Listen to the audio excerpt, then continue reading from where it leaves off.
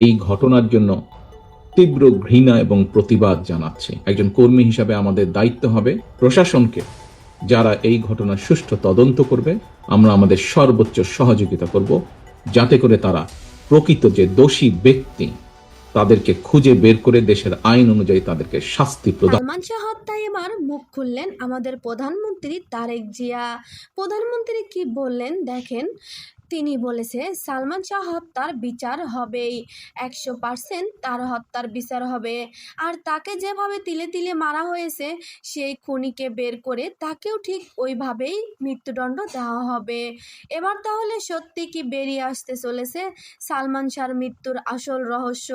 এতগুলো বছর হয়ে গেছে, এখন পর্যন্ত আদালতে কোনো খুনি কিংবা কোনো অপরাধীকে গ্রেপ্তার করা হয়নি।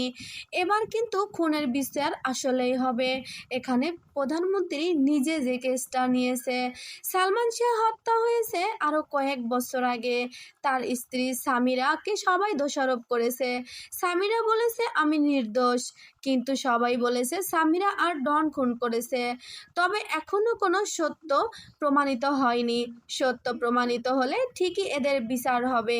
এর সাথে জড়িয়ে আছে শাবনূর। শাবনূরও নাকি এর সাথে জড়িত। এটা কি সত্যি? এটা অবিশ্বাস্যকর ঘটনা। সামিরা নিজে মুখে বলেছে এখানে শাবনূরেরও হাত আছে। আমার স্বামীকে খুন করার পিছনে তার হাতও রয়েছে, এটা সত্যি। এখন দেখা যাক, প্রধানমন্ত্রী তারেক জিয়া রহমান আশ্বাস দিয়েছে তার খুনিদের বের করে উচিত শিক্ষা দেবে। এখন কথা হচ্ছে সালমান শাহর মৃত্যুর আরও কয়েক বছর আগেই এর বিচার হওয়া উচিত ছিল, কিন্তু হয়নি। কারণ এটা আমাদের বাংলাদেশ, একটু সময় তো লাগবেই। তবে হ্যাঁ, আসল খুনিদের বের করে শাস্তি দিক, এটাই আমরা চাই। বন্ধুরা, পরবর্তী ভিডিও পেতে চ্যানেলটি সাবস্ক্রাইব করে রাখুন। ধন্যবাদ।